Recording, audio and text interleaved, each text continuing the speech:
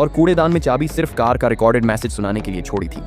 उस मैसेज को सुनकर लिसा को बहुत गुस्सा आया, क्योंकि उसे मालूम था कि उसने अपने पति को धोखा दिया था, मगर यह भी जानती थी कि उसका पति भी कई बार उससे बेवफाई कर चुका था। फिर भी वह आसानी से हार मानने वाली नहीं थी। उसने लाश को फिर से कमरे में घसीटा और खुद को फ्रेश किया। अचानक ध्यान दिया कि पिछली रात पति ने जो नेकलेस उसे गिफ्ट किया था वह उतर ही नहीं रहा है और उसमें कोई लॉक भी नहीं है। वह चाहे जितनी कोशिश करे उसे उतार नहीं पाई। इस वजह से डर से टूट गई और वही नेकलेस बाद में उसकी मौत का कारण बनने वाला था। ठीक तभी दरवाजे पर दस्तक हुई। उसने लाश को दरवाजे तक घसीटा और जरा सा दरवाजा खोलते ही हैरान रह गई। सामने उसका प्रेमी खड़ा था। वह सन्न रह गई। तभी उसका प्रेमी बोला कि लिसा का पति ही उसे यहाँ बुलाया था, मगर क्यों, वह समझ नहीं पाया।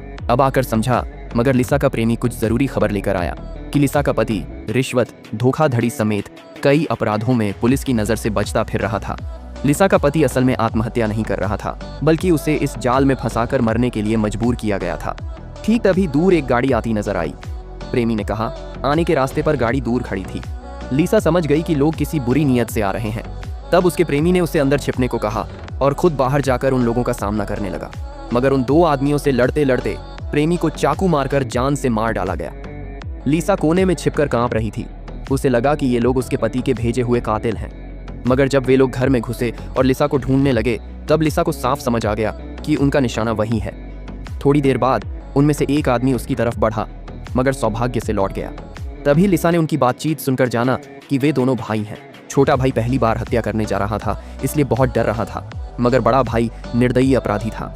फिर दोनों अलग अलग होकर तलाश करने लगे। लिसा मौके का फायदा उठाकर लाश को खींचते हुए नाव वाले कमरे में गई। वहां उसे एक लंगर मिला, जिससे शायद वह पति का हाथ काटकर आजाद हो सकती थी। मगर थोड़ी देर बाद छोटा भाई खून के निशान देखकर उस दिशा में पहुंच गया। इधर लिसा पति का हाथ काट रही थी।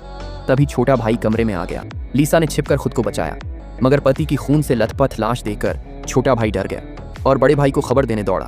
फिर बड़ा भाई आया और सबसे पहले लाश को देखकर समझ गया, वही मरा हुआ आदमी असल में उनका असली मालिक था। अब वे लिसा के पास रखा हीरा मांग रहे थे, जो लॉकर में था। इधर लिसा छुपकर सब सुन रही थी।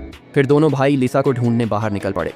इस मौके पर लिसा ने खून के निशान मिटाए, पैर बांधे और बाहर जाकर